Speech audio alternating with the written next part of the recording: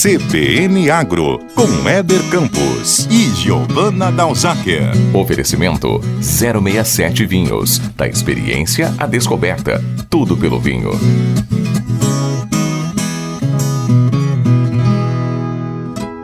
Legal, 8 horas mais 7 minutos em Campo Grande. Começa mais uma edição do CBN Agro, neste sábado, dia 18 de dezembro de 2021, hein? Chegando ao fim do ano, terminando aí.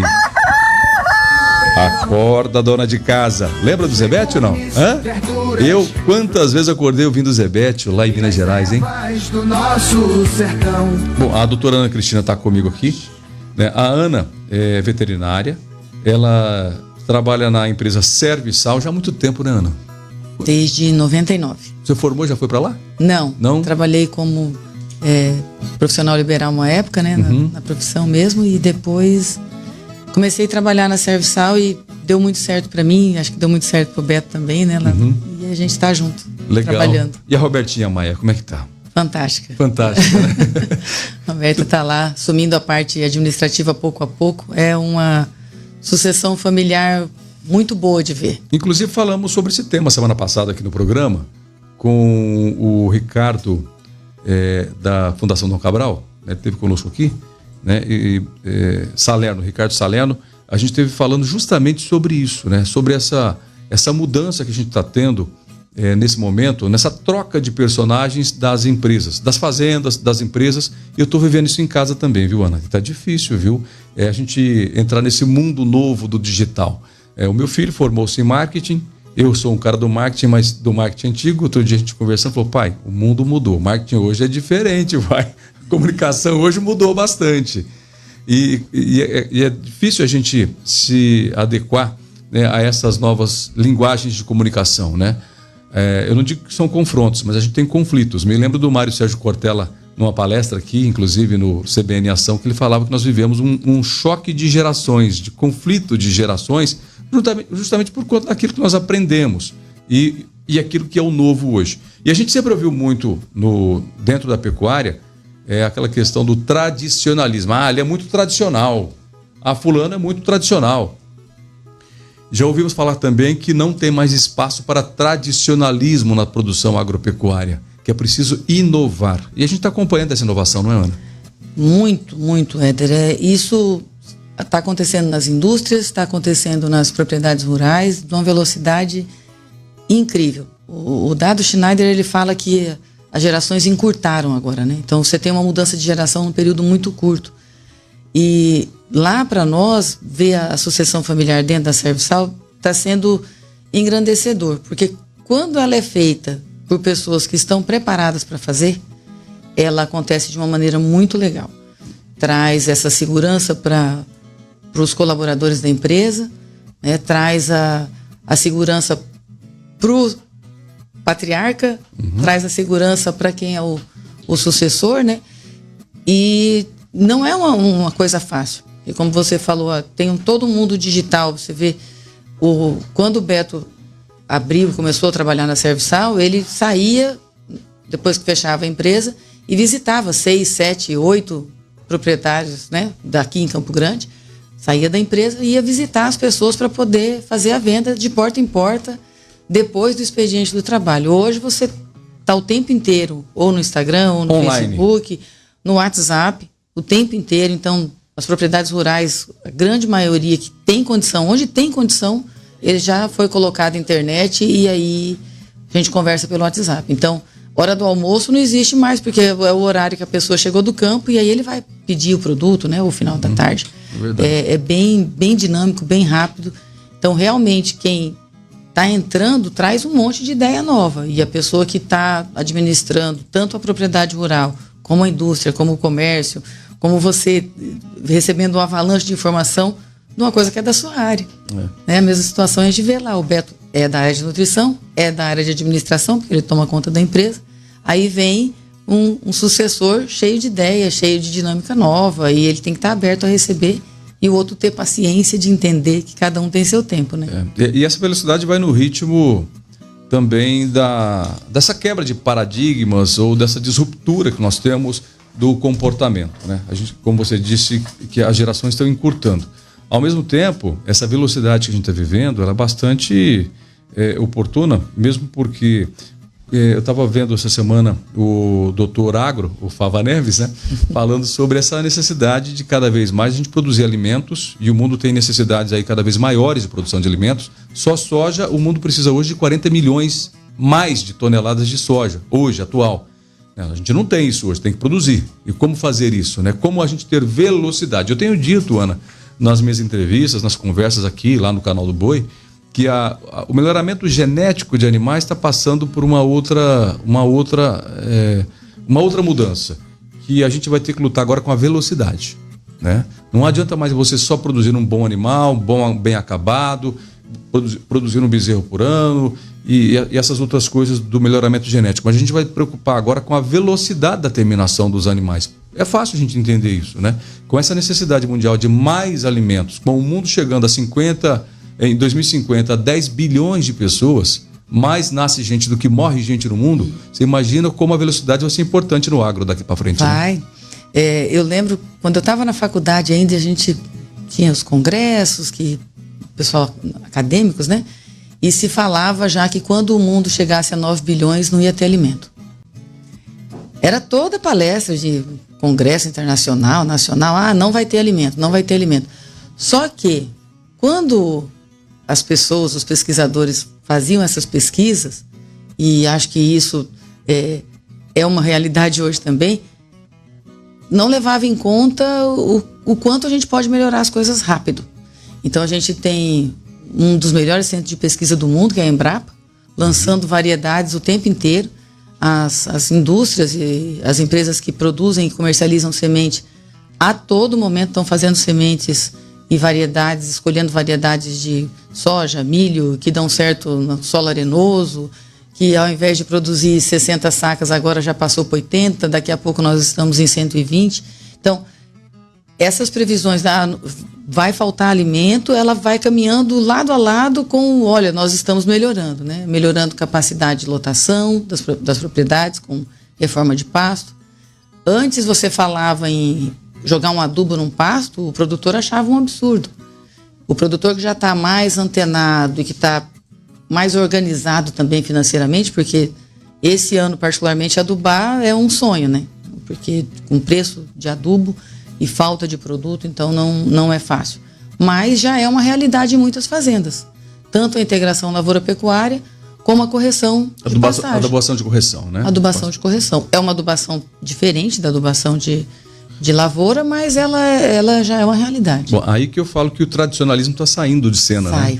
Sai porque, como nós temos períodos encurtados para produzir, você tem que produzir um animal. Antes eram 3 anos, foi para 2, agora sobreano, né? De sobreano para 2, para a terminação de um bovino de corte. Então, se a gente precisa essa velocidade, eu tenho que ter comida, né? A gente tem que caminhar as duas coisas juntas, genética e alimentação, porque senão a gente posso colocar um animal com o melhor potencial possível de ganho de peso. Se eu não der comida para ele de qualidade, ele não vai ganhar o peso. Bom, e é fácil a gente traduzir isso, né? Não adianta você ter o melhor carro do mundo se tem a pior gasolina. Exato. É simples entender isso, né? Você tem o melhor carro, o melhor motor do mundo, mas a gasolina é aquela pior do mundo, a pior pista, não adianta. E a genética e a nutrição realmente andam juntas, tem que andar junto. E a gente teve muito crescimento, muito desenvolvimento, não só na área genética, mas também na área nutricional nos últimos anos, né? Muito. A nutrição, ela foi caminhando de maneira a utilizar os nutrientes da melhor forma possível. Então, se trabalha muito com ionóforo hoje. O ionóforo, ele é uma molécula que ele possibilita o melhor aproveitamento dos nutrientes. Então, você imagina você dar o mesmo alimento com um componente junto que melhora o aproveitamento de todos esses ingredientes que estão ali. Isso economiza a distribuição de produto, isso economiza tempo, isso economiza a propriedade de maneira geral. Então, diminui o custo, né? O custo geral. Quando você produz mais e mais rápido, você diminui o seu custo fixo ali. Ana, mas nem sempre foi assim, né? A gente viveu uma época, que você viveu também, quiçá o sal, né? O sal pro gado, né? O máximo era um sal. A gente teve um período E aí passou o período do desenvolvimento da pecuária brasileira, quando alguns pesquisadores descobriram que o sal mineral, os minerais, os proteicos poderiam trazer maiores incrementos zootécnicos ou ganho de peso animal, não só de peso, mas também na fertilidade dos animais, né? Hoje a gente está falando aí você pode falar desse assunto, tá? De como que a nutrição influenciou no ganho de peso, na reprodução, você pode falar sobre isso. Mas só lembrando que na questão reprodutiva, a gente está falando hoje em fêmeas, é claro que isso não é volume, não tem grandes, mas hoje a gente está falando em fêmeas emprenhando já aos 14 meses, 13 meses. A gente trouxe uma precocidade muito grande, não só a genética trouxe isso, mas a nutrição também contribui para isso, né? Contribui. São caminhos paralelos, não tem como um caminhar longe do outro. Se a gente pegar o porquê que usa mineral, né? As pessoas falam assim, mas antes não usava, por que agora usa? A gente sempre tem que entender que suplemento mineral, ele é um complemento para as pastagens. Se nós tivéssemos pastagens que suprissem 100% da exigência dos animais para o máximo de desempenho, a gente não precisaria usar um complemento. Mas a nossa realidade, principalmente de cerrado, né, então ela é diferente. Eu preciso suplementar 24, eu preciso fornecer 24, 25 gramas de fósforo por dia para uma vaca e o capim fornece 6, 7, 8. Os melhores fornecem 10. É porque esse fósforo não está disponível no solo para a planta retirar e passa para o animal. Exato. Então, é uma cadeia. Lá no solo, o nosso solo, a característica dele não é de fósforo alto. Exceção, vamos colocar lá a região do Nabileque, aquela região ali próximo de Bodoquena, mas a grande maioria é muito mais baixo do que a exigência do animal. Então, se não tem no solo, a planta não consegue puxar para a planta e o animal não vai ingerir. Então, obrigatoriamente, a gente acaba tendo que complementar. Aí, o quanto se complementa depende da velocidade e do nível de tecnologia que o produtor quer imprimir na propriedade dele. Se ele quer alta velocidade, com alto desempenho, ele acaba tendo que usar produtos com uma quantidade, uma concentração maior de nutrientes ou com um consumo maior. Então, não tem como sair. Quando a gente entra na parte reprodutiva, na maioria das espécies, então vamos colocar bovinos, equinos, ovinos, a reprodução a gente coloca na prateleirinha do luxo. O animal só vai reproduzir se ele tiver atendido todas as outras demandas. Então, atendeu a demanda de manutenção, atendeu a demanda de crescimento e depois ele vai para a reprodução. Se é uma vaca parida, ela ainda coloca o filho antes da reprodução. Então, em propriedades, em situações que você trabalha com a agropecuária em alta velocidade, a nutrição tem que estar sempre muito bem atendida para você conseguir os desempenhos que você precisa. E ainda no mercado que, além dessa questão reprodutiva, né, que a gente está trazendo aqui, ainda tem a questão que é a engorda dos animais, né? Hoje a gente tem uma necessidade de diminuir a velocidade de terminação dos animais. Abater os animais mais cedo, mas não só abater o animal mais cedo, mas também ter acabamento, ter a estrutura do animal, da carcaça desejada para o mercado. E é um grande desafio. A gente tem visto o confinamento crescer bastante por conta justamente dessa demanda mundial de carnes. Falar nisso, vamos aproveitar e lembrar que a China abriu essa semana novamente o mercado, né? Abriu o mercado depois de quase 3 meses. Em setembro fechou, final de agosto, setembro fechou. Na verdade, o Brasil é que foi... Não é que a China fechou, vou explicar isso direito, né? O MAPA, o Ministério da Agricultura, comunicou à China, né, a autoridade chinesa, de a ocorrência de 2 casos atípicos de vaca louca. Isso quer dizer que não foi um surto. Os animais desenvolveram por conta própria pela idade dos animais. Natural. Se eu pego um jovem e pego um idoso, a tendência de um idoso desenvolver doenças é muito maior. Ok? E esses animais desenvolveram. O Ministério comunicou à China e suspendeu as exportações. A China acatou, né? Só que demorou demais para depois acatar, né, os exames, as comprovações de que estava tudo bem. Mas beleza, isso aí é guerra de mercado. A China abriu outra vez para o mercado brasileiro, inclusive o Brasil exporta hoje para a China. É a grande compradora de produtos do Brasil, né, do agro brasileiro. E é aí que está um perigo, né? O Brasil está dependendo muito do mercado chinês para vender produto, né? Todos os produtos do agro. Praticamente hoje 60% do que produzimos vai para a China, né? Ou seja, apostando muito numa cesta só. Embora o Ministério da Agricultura, através da ministra e seus agentes de trabalho ali, seus colaboradores, tem viajado boa parte do mundo abrindo mercados, né? Emirados Árabes, Ásia, Indonésia, países ali da Ásia, que eles têm trabalhado bastante, né? Eu estava até agora há pouco conversando com o pessoal aqui, falando que o Brasil é um grande exportador de produtos agro. Outro dia o Fava Neves estava falando, né, numa palestra, apontando 7 produtos que o Brasil é líder, né, em exportação de produtos.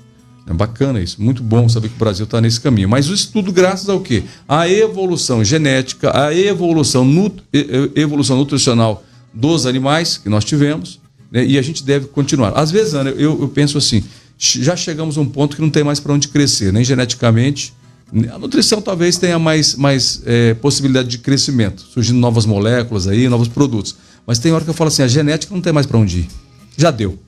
Ah, tem. Tem? Tem, ainda tem um caldinho para tirar aí. A gente, por mais que a gente veja situações de alguns produtores com um desempenho muito alto de tudo, a grande maioria ainda não está nesse patamar, né? Então, a hora que você pega o índice nacional, ele não é tão bom.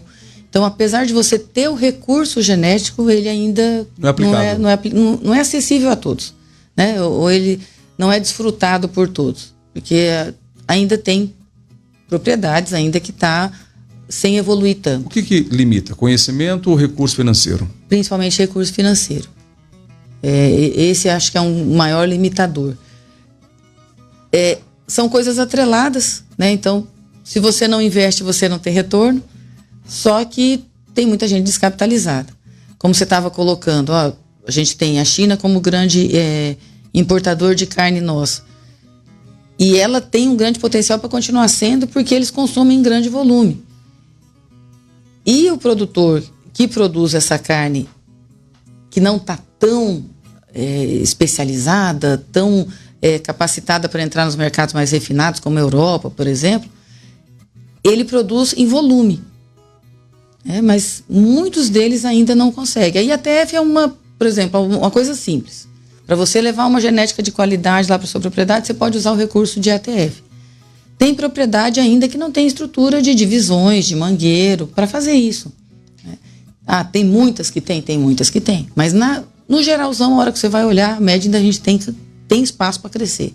Para pegar essa genética que está sendo bem desenvolvida, bem aplicada, bem estudada e colocar em um número maior de propriedades.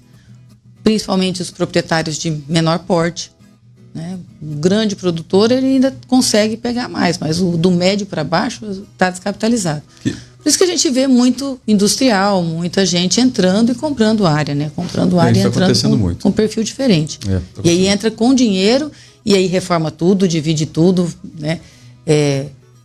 Teria que se pensar alguma linha de financiamento mais favorável ainda para esses médios e pequenos produtores que produzem essa carne e fazem isso em pequenas propriedades. Pequena propriedade, eu digo 400, 500 hectares. Ana, eu concordo. Precisa de recurso, é verdade. Mas precisa de capacitação também, né? Precisa de ensinar essas pessoas a fazerem, né? Um programa técnico, como o Senar tem, mas isso deveria ser mais ampliado, de maneira mais assertiva e de mais pontual, de mais consistência, né?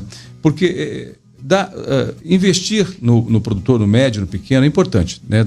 Capitalizar, dar recurso para ele é importante, mas ao mesmo tempo é ensinar. Às vezes eu me preocupo quando eu passo por boa parte aqui do estado, a gente vê muito assentamento, mas adianta dar a terra para as pessoas se você não dá a ferramenta para trabalhar, né? Eu fico preocupado com isso. É legal, acho bom, é importante assentar as pessoas no solo, na terra, mas você vê que não estão produzindo nada nesses assentamentos, né? Poucos deles estão produzindo.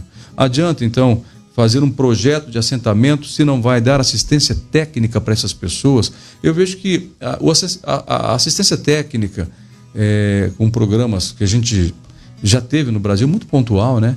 E ainda tem alguns, precisava ser mais incisivo, né? Esse é um trabalho, Éder, que ele é bem interessante via sindicato rural. Então, nós temos o Senar, ele é uma escola fantástica.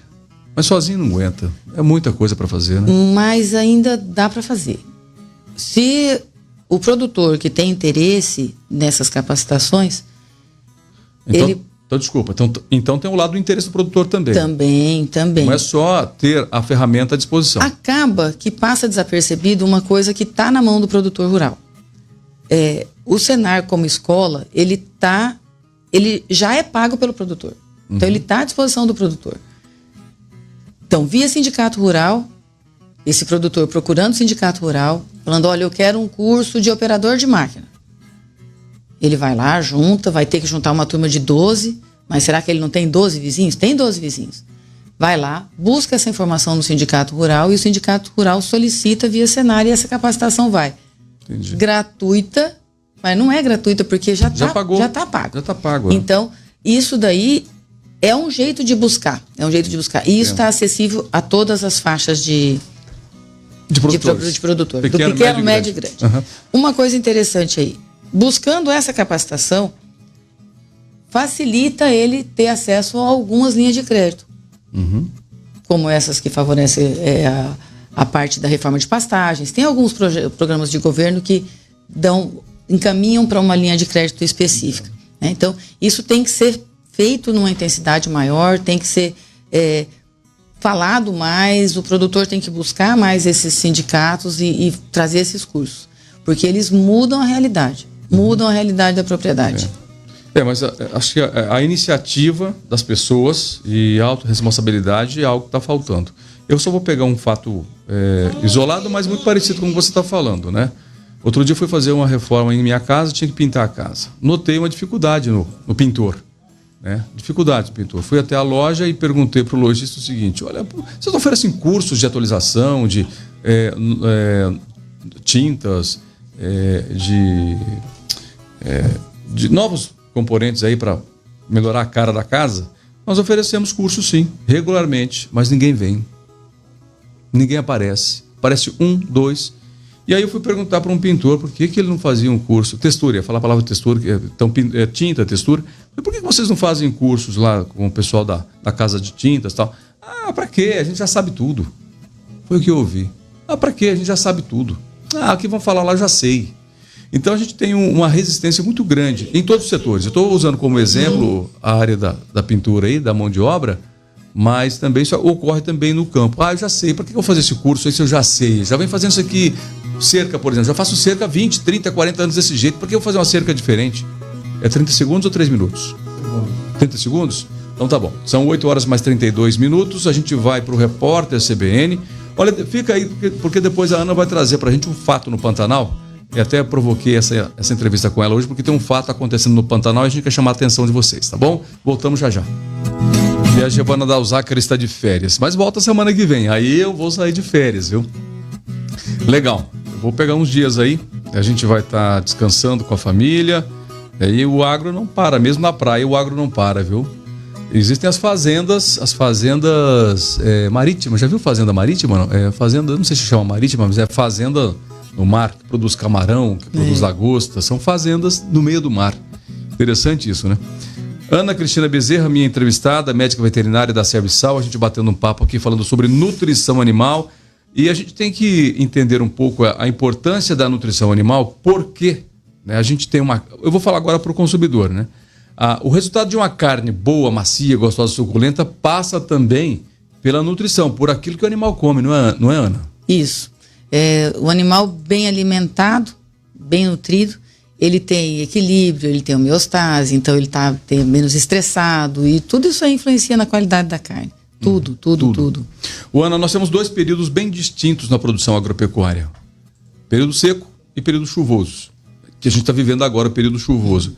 A nutrição nesses 2 períodos são distintos também? São diferentes? O que dar para o animal se alimentar? Sim, Éder, sim. São diferentes.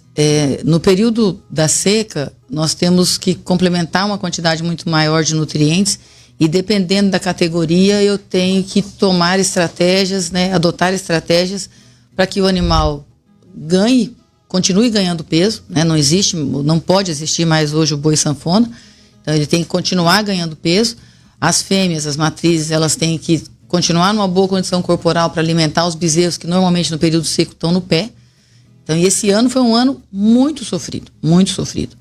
Norte do estado passou mais apertado ainda do que o sul e o leste, E a gente teve situações de fazendas que teve que comprar feno em grande quantidade, que agora que estão começando a se equilibrar.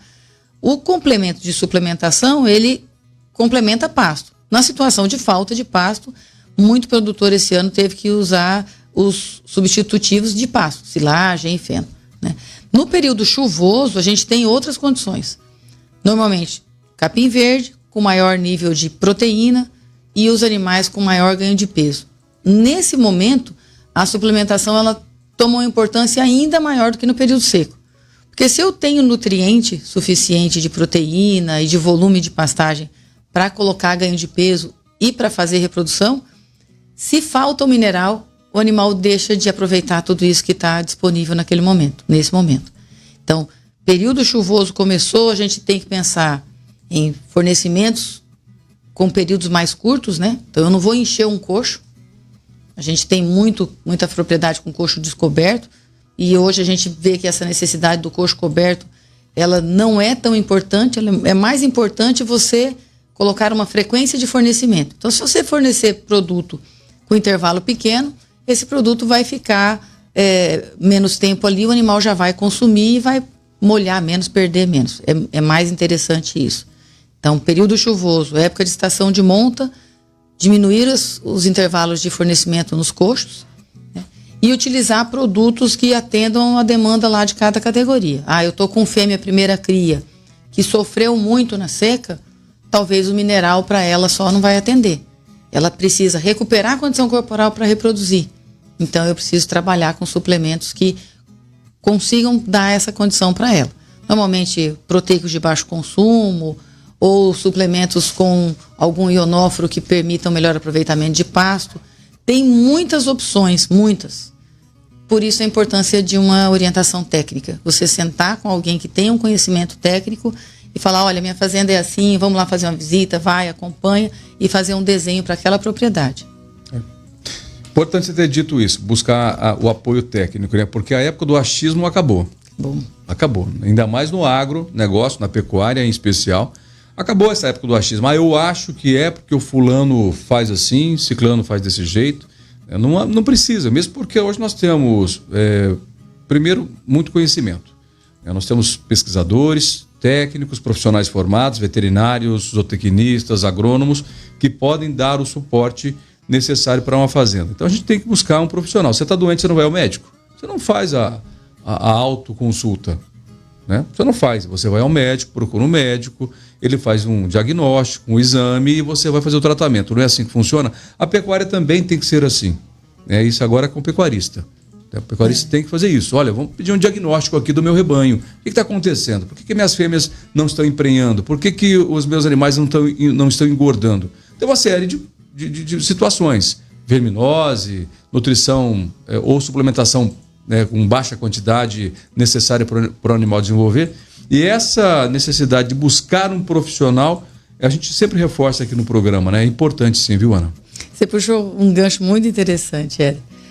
Com a facilidade de informação hoje, até o médico está lá na internet, né? Então, às vezes, a pessoa procura primeiro, então ele está lá com um sintoma, ele procura, aí ele vai ao médico e ele fala assim, eu acho que eu estou com isso aqui. Né? Olha, eu tenho esse sintoma, eu acho que eu estou com isso aqui. Isso é comum, conversa com seus amigos médicos que eles vão te falar isso. Na pecuária não é diferente. Não é diferente. Então o produtor ele vai, procura, e tem algumas coisas que elas dão certo num determinado modelo e em outro não. E o produtor, às vezes, na ânsia de buscar esse modelo ideal que dá certo, ele segue algum caminho que pode dar errado. Então, não se intimide, não acha que não sei, eu sei menos por causa de... Não, procura um técnico para trocar ideia, né? A gente, na parte de nutrição, a nutrição define tudo que vai acontecer na fazenda. Então, é legal você pesquisar, você se informar, você ler, porque aí você vai conversar com o técnico com propriedade. Ele vai te falar uma coisa, você vai rebater, vai falar uma coisa, você vai rebater, e vocês vão chegar num ponto comum, né? Mas a assistência técnica, a orientação técnica na nutrição, como em todas as áreas, ela é muito importante. Você não vai fazer um IATF lendo na revista. Você vai procurar um técnico para fazer. A nutrição faz com que a IATF dê certo. Então, busca também um profissional para para dar essa orientação. O faça você mesmo não dá certo em tudo, né? Faça você mesmo. De vez em quando eu quebro a cabeça lá em casa. Eu também tenho dessas daí. Ana, quanto tempo você está trabalhando no Pantanal? Você já vai e vem nesse Pantanal? O Pantanal entrou na minha vida com a Serviçal, né? Então, até então eu não ia e não conhecia as fazendas, tudo. Então, desde 2000 eu trabalho com uma ligação bem forte no Pantanal. 22 anos praticamente. Eu deixo o pessoal fazer essa conta aí, porque aí faz 22, já pensa quanto tempo eu formei. Você formou nova, formou com 17 anos. Precoce, viu? Você tá falando de precocidade. Faltou alguma coisa pra gente falar sobre nutrição? Porque eu já quero trocar de tema com você. Não, eu acho que é isso. O produtor ter essa consciência de que ele tem opções dentro de uma linha de nutrição, ele tem várias opções que ele pode trabalhar para ter um melhor resultado de reprodução e não desatentar que o período de chuva é o período em que você consegue maximizar seus ganhos. Então, vamos aproveitar essa época. Então tá, só uma pergunta, uma última sobre nutrição. Qual categoria ou indivíduo é mais importante suplementar pensando em reprodução, o macho ou a fêmea? Os dois. Os dois? Os dois, porque você imagina que um touro, no sistema mais tradicional, cobre 30 fêmeas. Então, se eu tiver um touro que ele passou restrição alimentar, ele tem perímetro escrotal diminuído, ele tem produção de esperma diminuída e patologia aumentada. Então, quando eu tenho touros também bem nutridos, eu tenho maior perímetro escrotal, maior produção de sêmen e menor patologia. A gente tem um trabalho que a gente acompanhou lá na Embrapa Pantanal e a diferença de um animal que teve suplementação de 90 dias para um animal que não estava tendo suplementação, a gente aumenta até 10% de célula normal no sêmen. É uma diferença muito grande. Então, aumenta a capacidade reprodutiva desse touro. Então, não dá para escolher. Em reprodução, não dá para escolher. Você tem que ter fêmeas bem suplementadas e machos bem suplementados também. Legal, bacana. É que se fala muito da fêmea, quando a gente fala em reprodução, fala muito em suplementação de fêmeas. De macho, pouco se fala, né? Legal, vamos dar um pouco de assunto. A Ana, outro dia, a gente conversando por WhatsApp, ela me mandou um WhatsApp me alertando de uma situação. Ela até pediu que eu usasse aqui a Rádio CBN para a gente poder alertar as pessoas de um fato que venha ocorrendo ou acontecendo no Pantanal. Eu não entendi muito bem, confesso, que eu até havia achado que com essa estrutura agora de pavimentação que está sendo feita no Pantanal, acho que já tem asfalto no Pantanal, chegando em boa parte do Pantanal, das principais rodovias, né? Chega bem pertinho. Então, por exemplo, o asfalto ali no Pantanal da Ecolândia, que vai sentido Corichão, ele vai até Rio Negro. Lá em 2000, a gente ia até Rochedo com asfalto, depois não era asfalto mais. Depois é aterro. Aí depois é aterro. Tá. E o que está acontecendo? O aterro, ele chegava a um determinado ponto, tanto na parte da Ecolândia aqui, sentido Corichão, como lá por baixo, no sentido Curva do Leque e Paiaguás, várias iniciativas do governo têm levado o aterro bem próximo das fazendas e a última proposta do governo agora vai cruzar esse Pantanal de fora a fora. Isso dá muita facilidade para o produtor rural, mais fácil para chegar com transporte de cargas. Você vê, a gente tem propriedades hoje, por falta de condição de aterro, o produtor chega a pagar R$12 de frete por saco de sal. Então, é muito, muito que o produtor gasta para levar esse produto até a fazenda. Com as construções dos aterros, a gente tem condição de chegar com um caminhão com capacidade de carga maior e isso dilui o custo de frete. Isso também facilita acesso de prestador de serviço, traz muita facilidade, escoamento do gado, né, para levar insumo, para tirar gado, para vender. Então, os aterros são muito importantes. Levar semente para poder formar essas áreas, né, era muito difícil. E cada vez mais isso está melhorando. A gente tem que salientar que o Pantanal, por conta desses dois períodos distintos que nós temos, né, ou seco demais ou chuvoso demais, o Pantanal sempre teve um problema de acesso, de transporte, de logística, né? E o aterro veio melhorar justamente isso, né?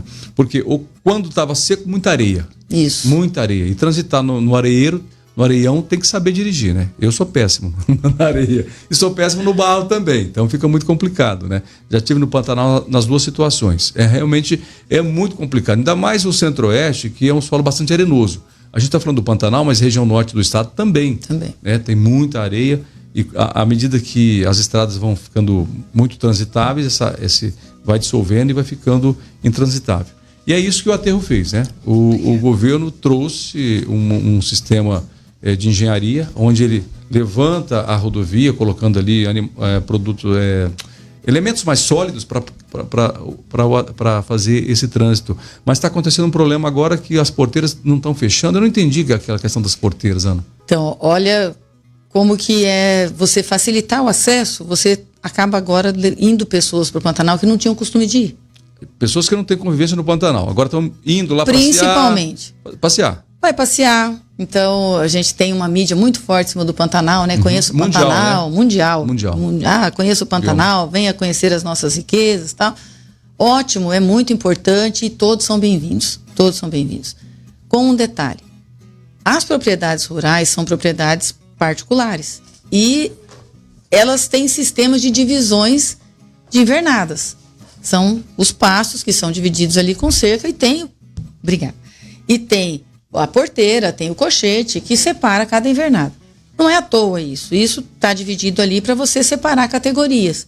Então, um colega desses grupos do WhatsApp... Categorias animais, para quem não sabe, separar os animais de era, de idade, bezerro, de vaca, de touro. Perfeito, Éder. E um colega no grupo de WhatsApp, a gente tem um grupo no Pantanal que é muito bom, muita informação boa, né? Informação de estrada, informação de chuva, informação de alguém acidentou, precisa de socorro. É um grupo muito, muito legal, o grupo lá da Inhacolândia. E um colega colocou lá, gente, por favor, olha aí, passou um carro aqui e a gente está separando um gado para IATF e nós perdemos 3 dias de serviço. Porque o carro passou, deixou a porteira aberta, as vacas que estavam separadas para um lado misturaram com o outro e perdeu 3 dias de serviço. Por que são 3 dias? Na Serra a gente também perderia, mas no Pantanal é mais longe. Então, é um dia para você ir recolher o gado, trazer para o mangueiro. Então, normalmente o pessoal vai para aquela invernada mais longe, traz para próximo do mangueiro, deixa ficar ali por volta do mangueiro. No outro dia de manhã, começa a mexer com esse gado, trabalha um dia inteiro e depois leva para a invernada de novo. Deixou uma porteira aberta, misturou, perdeu todo esse serviço. E aí o pessoal falou, a gente precisa fazer alguma coisa, vamos colocar câmera de segurança. Várias ideias surgiram. Só que o principal que tem que acontecer é a pessoa que está transitando lá, então aquele prestador de serviço que vai levar o diesel, que vai levar um arame para cerca, que vai levar mantimento. Os nossos motoristas da Serviçal são extremamente instruídos, muito forte nisso. Passou numa porteira, abriu a porteira, fecha a porteira. Abriu o cochete, fecha o cochete. Passou e viu uma cerca arrebentada, avisa. Olha, tem uma cerca arrebentada lá. Então, isso a gente precisa começar a falar. Começar a comentar isso com as pessoas que estão indo, porque às vezes a pessoa faz isso sem a intenção de dar um problema. Está viajando em 3 carros. Passa o primeiro, deixa aberto para o segundo que está vindo. Aí o segundo dá uma atrasada. A hora que ele chega, o portão está aberto. Ele passa. Ele encontrou o portão aberto, ele acha que está aberto e vai embora e aquilo ali já vai virar um problema. Então, quando está em turma, passou um, vai esperar o colega? Espera. Para um pouquinho mais para frente, espera ver se ele fechou o portão atrás.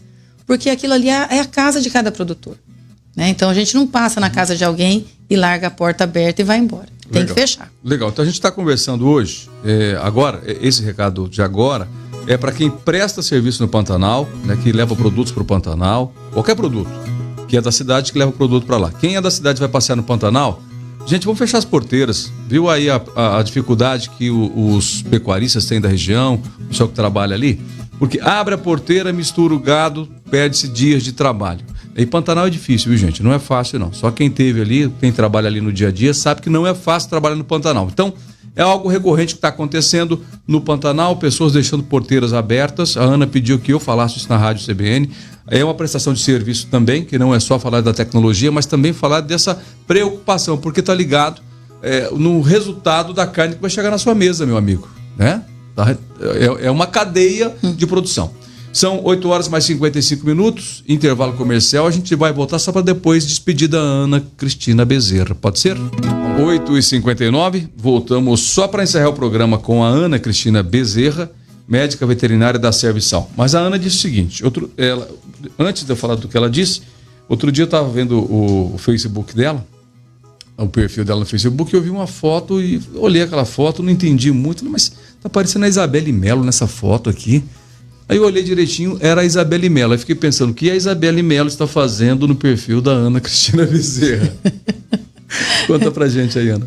Isabelle é filha de um grande amigo nosso, o Melo, né? E joga bola com seu marido, você falou? Joga bola no time do meu marido, do Flávio. Lá a gente tem um time que chama Cantareira, um time de professores. E é por isso então que a Isabelle gosta tanto de esporte, porque o pai joga futebol. Eu não sabia dessa. É um grupo cheio de professores de educação física. Então tem muita gente boa lá. Tem o Toninho Mussi, que estava agora como técnico do ABC, ganhou prêmio. Então tem muita gente boa nesse time. Varley Ribeiro, que é o nosso assessor de marketing, também é professor de educação física.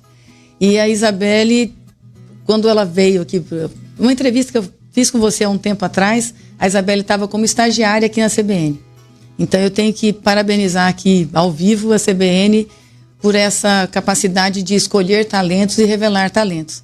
E também na hora que ela conseguiu ir lá para o ESPN para participar do Narra Quem Sabe, o desprendimento da CBN de não atrapalhar em nada e só facilitar a ida dela para lá.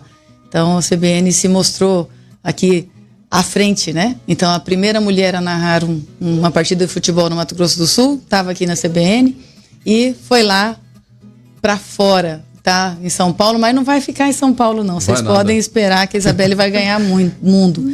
Ela é uma profissional muito competente.